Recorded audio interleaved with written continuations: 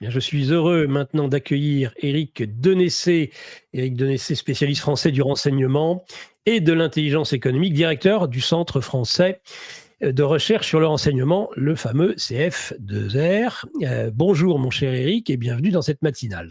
Bonjour Nicolas, bonjour aux éditeurs et merci de votre invitation. Ben merci d'y avoir répondu favorablement. Donc, je pense que sur le plan international, ce n'est pas les sujets qui vont manquer. Il va falloir ramasser en une heure, à une petite heure, l'ensemble de ces thèmes. Et le thème d'aujourd'hui, après avoir d'ailleurs écouté ce que vous aviez pu développer dans un certain nombre de médias amis ces derniers jours et semaines, déjà poser la question de savoir qu'en est-il des relations aujourd'hui entre l'Amérique et l'Europe, entre l'Amérique et ses alliés plus généralement? On pourra même parler de ce qui se passe au Proche-Orient. On a l'impression qu'une rupture est consommée et que peut-être même les alliés, les anciens alliés, sont en train de chercher par tous les moyens à mener une politique autonome, en tout cas à ce qui est la ligne de l'Amérique de Trump. Oui, vous avez raison, il est en train de se passer des choses importantes, mais je me demande si ça ne relève pas plus de l'agitation que d'autres choses. Je vous explique pourquoi d'abord, qu'est-ce qui est en train de se passer et pourquoi, à mon sens, ce sont peut-être aussi des effets de manche. Premier aspect, c'est à mon avis, très clairement, on a de plus en plus d'éléments qui le démontrent. Nous avons des dirigeants européens qui sont en train de continuer la politique néoconservatrice des démocrates américains sur la scène internationale. Alors, c'est lié à plusieurs choses. C'est lié d'abord à la volonté des démocrates américains qui ont connu une déroute électorale, on l'a vu à la dernière présidentielle, qui bien sûr n'ont pas le Congrès. Le parti est en pleine déroute. Et puis surtout, c'est que Donald Trump, qui a tiré les leçons de son premier mandat, qui a réfléchi, qui s'est entouré d'une équipe pendant les 4 années où il n'était plus à la Maison-Blanche, ça n'a rien à voir aujourd'hui, le Trump de 2025 avec celui de 2017. Trump a compris comment l'État profond entre les mains des démocrates l'avait déstabilisé pendant son premier mandat, entre 2016 et 2020. Et il a donc, avant même d'arriver aux affaires en janvier dernier, il a mis en place tout un système qui lui a permis de reprendre la main contre l'État profond. Donc aujourd'hui, non seulement les démocrates ont connu une déroute électorale, ils sont divisés au sein du parti, mais ils n'ont plus les moyens de perturber le fonctionnement de l'État américain, aujourd'hui piloté par Trump et par son équipe. Voilà. Et ça les déstabilise profondément. Ils savent qu'ils ne pourront rien faire avant les élections de mi-terme qui auront lieu dans 2 ans, et peut-être même qu'ils ne pourront rien faire sur la totalité du mandat de Donald Trump. Mais il n'écarte pas le fait, bien sûr, de revenir au pouvoir dans 4 ans, voire de commencer à essayer de perturber le jeu à partir des élections de mi-terme. Voilà, ça c'est la position des démocrates et des néoconservateurs, enfin, ce sont les mêmes d'ailleurs. En revanche, s'ils sont incapables de lutter contre Trump pour l'instant sur la scène nationale américaine, eh bien, ils activent leurs alliés et leurs vassaux européens pour saboter la politique étrangère de Donald Trump. Et les Européens le font, je dirais, très volontiers. D'abord parce que très bien, il faut rappeler que depuis 2003 et l'invasion illégale de l'Irak déclenchée par les Américains, c'était bien sûr les républicains à l'époque, mais les Européens ont fait totalement acte de vassalité vis-à-vis des États-Unis. Ça n'a cessé de s'accroître avec l'arrivée de Biden et la guerre en Ukraine. Donc il y a véritablement une harmonie, une identité, une homogénéité entre ces élites européistes et les démocrates américains. Et donc aujourd'hui, il prolonge la politique qui avait été initiée par les équipes autour de Biden, parce que Biden était un acteur absent, si je peux prendre cette métaphore, et il s'oppose bien sûr à la stratégie de Donald Trump. Il faut aussi rappeler que tous les leaders européens, à l'exception d'Orban, de Meloni et Fico, je ne sais plus trop, tous ont pris parti contre Donald Trump pendant la campagne électorale, donc en soutenant les démocrates. Tous ne cessent de critiquer la politique américaine depuis qu'il est à la Maison-Blanche. Beaucoup d'entre eux, et d'abord les Britanniques, ont participé aux turpitudes pour essayer de l'écarter du pouvoir entre 2016 et 2020. Donc le dédain, la défiance, le mépris de Donald Trump et de l'administration avec ses équipes, avec Vance et les autres vis-à-vis des Européens est total. Il n'en tient pas compte. Et donc, ils passent outre leurs idées, finalement leurs agitations qui sont plus improductives qu'autre chose. Mais alors, Éric Denessé, est-ce que les Européens peuvent tenir si sans le cordon ombilical justement qui les relie à l'Amérique, ont-ils les moyens financiers, les moyens militaires, les moyens industriels de pouvoir continuer cette politique qui est celle des néoconservateurs, qui était celle des néoconservateurs aux États-Unis, ou bien est-ce que tout ça, ça va droit dans le mur? Moi, je pense que ça va le droit dans le mur pour deux raisons. D'abord, les démocrates américains, comme les Européens, et surtout les Européens, pensent que finalement, d'une certaine manière, le second mandat de Trump est de nouveau un intermède. Et que effectivement, jusqu'au mi-terme, on ne peut pas faire grand-chose. Après, il y aura peut-être des moyens de perturber, et que de toute façon, dans 4 ans, il n'y aura plus de Donald Trump. Alors, c'est une analyse tout à fait hasardeuse, Mmh. parce qu'on sent très bien que Trump fait tout pour mettre en orbite Vance pour lui succéder. Et on sait, ce sont les éléments qui nous parviennent des États-Unis, que si Vance se présente en 2029, 2028-2029, il prendrait comme vice-président le fils de Donald Trump. Donc on voit aussi côté Trumpiste se mettre en place une tentative quasi dynastique. Maintenant, les Européens sont dans l'illusion de leur propre puissance, hein, c'est une forme d'orgueil totalement déplacé. Sur un plan militaire, nous ne pouvons rien faire sans les Américains. Alors c'est d'abord le cas de la grande majorité des pays européens, mais même la Grande-Bretagne et la France qui ont construit des armées un peu plus responsables, et nous, Français, qui avons une forme d'indépendance avec notre dissuasion nucléaire, même nous, nous sommes dépendants de livraison d'un certain nombre de matériels et de pièces de rechange américaines, qui concernent aussi bien les drones que nous avons utilisés au Sahel, les drones Reaper, ça concerne aussi nos avions de détection avancés comme les AWACS, ça concerne des composants pour un certain nombre de missiles. Donc très honnêtement, nous ne pouvons pas faire grand-chose pour aider l'Ukraine contre, comment dire, sans le soutien américain. Trump n'est pas allé jusqu'à interdire la livraison de ces pièces de rechange aux Européens, mais il a ce pouvoir de contrainte. Et donc, on peut voir finalement tous nos dirigeants européens comme des petites marionnettes d'un théâtre de Guignol qui s'agitent sur une scène qui est extrêmement limitée dans le temps et dans l'espace, mais finalement, ils n'ont aucun véritable pouvoir sur ce qui se passe dans le reste du monde. Là, le seul domaine dans lequel ils ont une vraie capacité d'influence je dirais, de création d'un futur à leur goût, c'est au sein de l'Union européenne elle-même. C'est un baroud d'honneur alors la réunion par exemple qui va avoir lieu demain à Paris avec ces volontaires, ces pays volontaires justement pour aller mettre un pied dans la porte des négociations et espérer ainsi envoyer un contingent en Ukraine, sachant que, et c'est là que c'est aussi assez surprenant, les Russes ont déjà expliqué que de toute façon, il n'en était pas question. Oui, alors il y a plusieurs choses derrière cette espèce de commedia dell'arte à laquelle on assiste. Il y a à la fois des illusions et une stratégie. Des illusions parce qu'effectivement, nous n'en avons pas les moyens et on continue à vouloir donner l'impression qu'on a une capacité d'influence sur les événements internationaux et qu'on peut d'une certaine manière, tenir tête à ce nouveau régime américain qui nous déplaît. Encore une fois, il ne s'agit pas de dire que Trump est quelqu'un d'intéressant ni favorable à l'Europe, mais de voir comment nous nous comportons vis-à-vis de ce changement des règles du jeu international. Alors, encore une fois, nous ne sommes pas les seuls. Ce qui est assez sidérant, c'est de voir que les Japonais, les Australiens, les Néo-Zélandais, les Canadiens font la même chose et sont en train eux-mêmes de voir comment ils peuvent aider l'Ukraine à renforcer sa défense. Donc, il n'y a strictement aucun intérêt pour eux. Il n'y a pas d'intérêt non plus pour les Européens. j'ai envie de vous dire, le seul État qui peut-être a un intérêt objectif à poursuivre la guerre, c'est le Royaume-Uni. Pourquoi? Parce que d'abord, les Anglais, historiquement, ont toujours profondément détesté les Russes, c'est quelque chose d'absolument atavique. Ensuite, les Anglais sont avec les Allemands ceux qui ont investi le plus d'argent en soutien de l'Ukraine, près de plus de 15 milliards. Et les Britanniques ont signé, enfin, ont conçu, je ne suis pas sûr qu'il soit signé, mais un accord avec les Ukrainiens pour qu'ils soient remboursés de ces investissements en terres rares.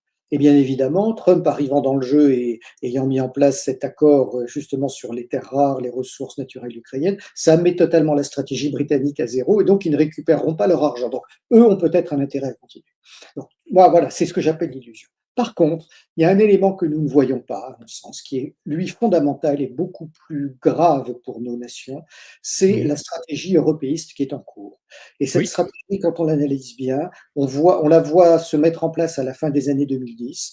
Et c'est quoi? C'est la volonté de ces dirigeants, de ces élites européistes, de créer une Europe fédérale, supranationale, à marche forcée, sans, comment dire, en dépit de la volonté des peuples qui n'en veulent pas, et bien sûr, sans le leur dire, en les mettant devant le fait accompli. Et il y a trois grandes étapes autour de ça. Ça a d'abord été le Covid, ça a été ensuite l'endettement, un certain nombre d'emprunts et la volonté de créer une véritable monnaie commune. Et puis, c'est aujourd'hui la guerre en Ukraine. À travers ces trois étapes et ces trois démarches, on voit cette stratégie qui est mise en place et je dirais, et à chaque fois, ces étapes montrent un peu plus la détermination de ces leaders européens de créer une Europe totalement fédérale. Alors, il y a deux choses à voir.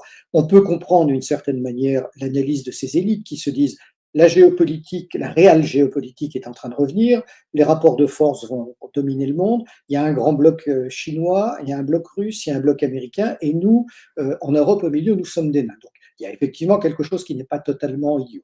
Il n'est pas non plus idiot de réarmer nos pays. Bien sûr, il ne faut pas le faire contre la Russie, qui ne représente pas de menace aujourd'hui, mais il faut le faire parce que la menace peut être un jour turque, algérienne ou autre, peut-être même chinoise, américaine ou russe. Donc, il n'est pas mauvais de le faire. Par contre, ce qui est beaucoup, beaucoup plus problématique, et là, je dirais, il faut vraiment que les auditeurs en soient conscients, c'est cette volonté de nous mettre devant le fait accompli. Et donc, l'exploitation de la menace russe, qui est une menace totalement construite, est faite délibérément par ces leaders européens pour accélérer au maximum la fusion européenne. Ça a commencé avec le Covid, ça, je vous le disais, ça a continué avec les histoires de dette et d'accélération vers une monnaie commune. Je fais une distinction parce que ce sont des choses que nos contemporains ne connaissent pas assez. Au sein de l'Union européenne, des 27 pays, il y a 20 pays qui appartiennent à la zone euro. Et donc, qui sont à la fois sous la double contrainte et le double contrôle et de la Commission et de la Banque centrale européenne. Voilà, et il y a 7 autres pays qui sont dans l'Union européenne, mais qui ne sont pas dans l'euro, donc qui n'ont pas la monnaie commune, et donc qui pourraient sortir beaucoup plus rapidement, s'ils le souhaitaient, de l'Union européenne, et qui, eux, ne sont pas sous la contrainte de la BCE. Donc, il s'agit bien sûr des pays scandinaves, Suède et Danemark, et puis des anciens pays de l'Est qui sont rentrés et qui ne répondent pas encore aux critères. Mais tous les autres, c'est-à-dire les 20 pays historiques, sont vraiment entre les mains de la Commission et les mains de la Banque centrale européenne, avec une différence qui est importante d'avoir à l'esprit, c'est que nous avons aujourd'hui une monnaie partagée qui n'est pas vraiment une monnaie commune. C'est-à-dire que quand nous nous endettons, chaque État s'endette en euro national. mmh, Si demain l'euro numérique se met en place, nous aurons une véritable monnaie commune, c'est-à-dire que ce sera la fin quasiment de nos banques centrales, ce sera la fin définitive de notre autonomie politique, financière et économique. Et là, ce sera bien sûr un transfert du pouvoir vers la Commission et je dirais quelque chose qui deviendrait excessivement problématique pour un État s'il voulait sortir de cet ensemble. Donc, j'insiste sur ce point, il y a une véritable stratégie qui est mise en place aujourd'hui par les leaders européens pour faire à marche forcée cette Europe qu'ils appellent de leur vœu et dont finalement les peuples ne veulent pas et qui ne sont pas consultés. Vous auriez peut-être même pu y rajouter, ils en ont beaucoup parlé au dernier sommet de Davos, la transition énergétique, qui est aussi un moyen, en mutualisant, eh bien, et en endettant, d'aller, à nouveau vers cette Europe intégrée. Oui, alors ça me semble moins important. Il y a toute une série de sujets. Il y a un rapport très intéressant qui vient d'être publié par un institut de recherche proche des Hongrois à Bruxelles, dont le nom m'échappe à l'instant, sur la manière dont l'Union européenne euh, développe aussi sa politique culturelle. Euh, euh, Oui. En partie woke, bien sûr, mais pour obliger les États à rentrer dans une norme. Alors, là, on est plus dans la guerre des normes, que ce soit la guerre des normes sur la transition écologique ou sur la guerre culture ou sur les questions culturelles et sociétales. Mais ça me semble moins déterminant que ces trois grandes étapes qui se sont succédées et dans lesquelles les éléments finalement qui risquent de nous pousser en situation finalement d'être prisonniers du système sont beaucoup plus marqués. Et les dernières annonces pour les 800 milliards de dollars concernant le réarmement de l'Europe vont dans le même sens, hein. Il faut rappeler que sur ces 800 milliards, la répartition est la suivante. Il y a un peu moins de 200 milliards qui sont un véritable prêt, un véritable emprunt, même si à travers les textes, l'Union européenne n'a pas le droit la BCE n'a pas le droit de faire d'emprunt, c'est contourné. Et chacun des pays en profitera au prorata de la part de son PIB dans le PIB européen. C'est-à-dire, par exemple, en France, je crois que nous sommes à 18% du PIB européen, nous devrions bénéficier d'un prêt de l'ordre de 38 ou 40 milliards. Et puis, sur les 600 milliards qui restent, c'est la Commission qui autorise les États membres à accroître leur déficit d'1,5% supplémentaire, c'est-à-dire qu'on va passer, pour rester dans les normes, de 3 à 4,5%, et sans sanction. Voilà, donc ce ne sont pas 800 milliards de prêts, c'est un peu moins de 200 d'un côté et 600 de l'autre en autorisation d'accroissement du déficit autorisé. Mais alors, finalement, la position de Trump et de l'Amérique de Trump aujourd'hui est divine surprise pour ces européistes. Pour Macron, je rappelle qu'en 2000, quand il a accédé au pouvoir en 2017, Trump y était déjà, et on avait été très surpris quand il avait dit: ah, mais l'OTAN est en mort cérébrale. On avait dit: ah, voilà quelqu'un qui est contre l'OTAN. Tiens, mon œil, il n'était absolument pas contre l'OTAN, c'était un moyen déjà, il était à l'affût. À l'époque, ça ne s'était pas fait, mais justement pour nourrir cette Europe intégrée, d'avoir entre autres une défense européenne intégrée. Oui, bah, évidemment, c'est ce qu'ils essaient de faire en ce moment. On l'a vu avec les réunions des chefs d'état-major des pays de l'Union européenne, mais également avec le Canada et la Turquie de mémoire qui s'est tenue à Paris au musée de la Marine. Évidemment, c'est quelque chose qui nous surprend, c'est de voir aussi ces chefs d'état-major et ces militaires de haut niveau finalement adhérer à cette politique et s'en faire les avocats de manière tout à fait affichée et excessive, en nous serinant eux aussi qu'il y a une menace russe. Voilà. Mais ça va jusqu'aux industriels. Pas plus tard qu'hier, le patron d'Airbus a déclaré qu'il y avait un risque imminent avant 2029 d'une invasion russe en Europe. Donc, on est en plein délire, mais ce délire que l'on peut considérer d'une certaine manière comme étant une illusion, comme étant une volonté de se maintenir au pouvoir face à la situation délicate et électorale de tous ces leaders européens, il dissimule aussi une véritable stratégie, et ça, je crois que c'est important. Alors, oui, allez-y, pardon. Non, mais pour aller toujours dans ce sens-là, mais maintenant sur certes, ouais, ils vont peut-être réussir à mobiliser ces centaines de milliards, mais avec quelle industrie militaire aujourd'hui, le complexe militaro-industriel, c'est quoi? C'est faire plus de Rafales? Je crois que dans votre dernier bulletin CF2R, vous parlez des avions de 6e génération qui vont être développés par Boeing, avec en plus une espèce de composante avion-drone. J'ai pu le lire dans votre bulletin. Mais nous, on en est encore à vouloir développer plus de Rafales. Elle est où l'industrie militaire européenne qui permettrait de soutenir cet effort de guerre aussi? Je crois qu'il faut se poser la question, avant même de l'industrie, des effectifs. Et ensuite de la base industrielle et de nos capacités. Qu'est-ce que nous produisons? Qu'est-ce que nous achetons? J'en viens d'abord aux effectifs, c'est essentiel. L'armée française, aujourd'hui, c'est à peu près, sans les civils, 200 000 hommes. 200 000 hommes. Il faut savoir qu'au moment où nous avons supprimé la conscription dans les milieu des années 95, en enlevant les appelés, il restait 270 000 engagés. C'est-à-dire que nous avons même réduit de 70 000 le nombre d'engagés dans nos armées après la dissolution du service militaire, alors que normalement, en supprimant le service militaire, nous aurions dû rester à cet effectif-là. Deuxième chose, aujourd'hui, tenez-vous bien, l'armée de terre, c'est moins que la gendarmerie nationale. Je crois qu'on est à un peu plus de 90 000 hommes dans l'armée de terre, un peu plus de 100 000 hommes dans la gendarmerie nationale. Ça donne une idée. C'est pareil dans tous les pays d'Europe. Les difficultés de recrutement sont là, mais les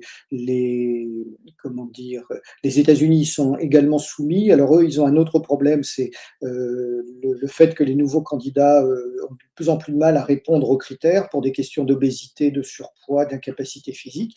Voilà, donc il y a déjà ce problème-là, et je dirais l'esprit de défense faisant défaut, même si on nous annonce ce matin que 12 000 volontaires ont rejoint la réserve en France, tout ça est une goutte d'eau. Nous avons à peine 30 000 réservistes, c'est quelque chose de ridicule. Voilà, donc ça c'est le premier point sur les effectifs.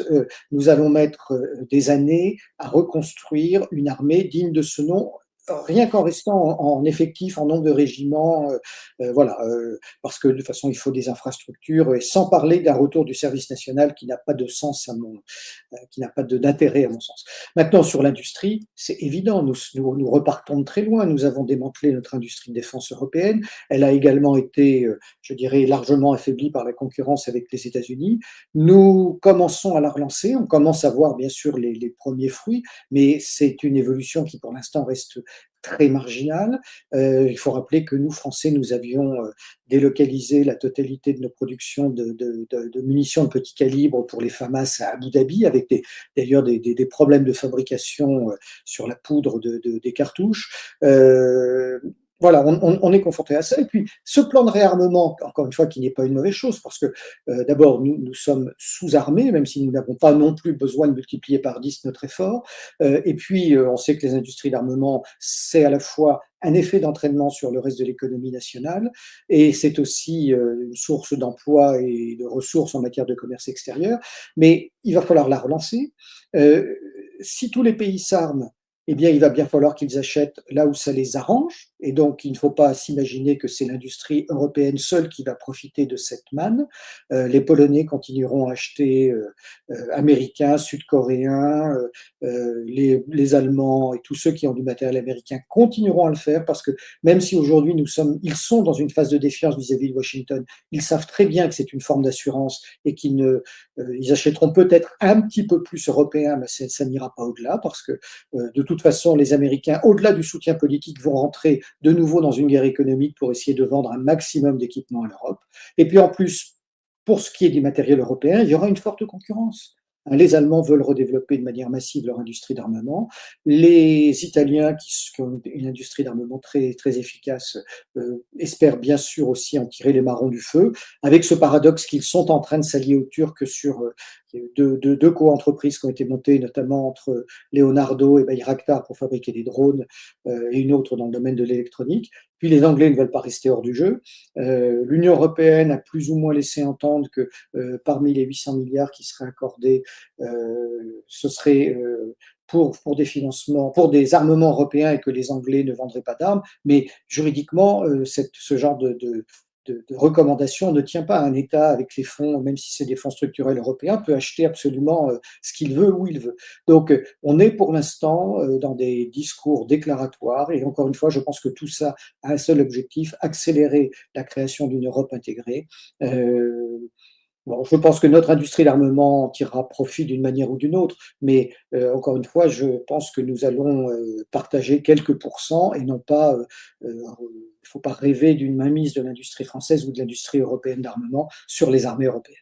Vous aimez nos émissions ? Ouais. Vous aimez les différents formats qu'on vous propose ? Ouais. Tant mieux, car vous allez adorer notre revue mensuelle. Et pourquoi ? Car on a recruté les meilleurs experts pour vous offrir des analyses sans tabou sur les sujets clés de notre société: économie, politique, criminalité d'État, technosciences, mondialisme. Et on vous livre bien sûr toutes nos solutions financières pour préparer votre avenir. Oh, l'avenir, c'est ce qu'on a inventé de mieux pour gâcher le présent. Cliquez sous la vidéo pour recevoir votre revue dans votre boîte aux lettres et avoir accès aux meilleures informations qu'on ne peut pas dire sur YouTube.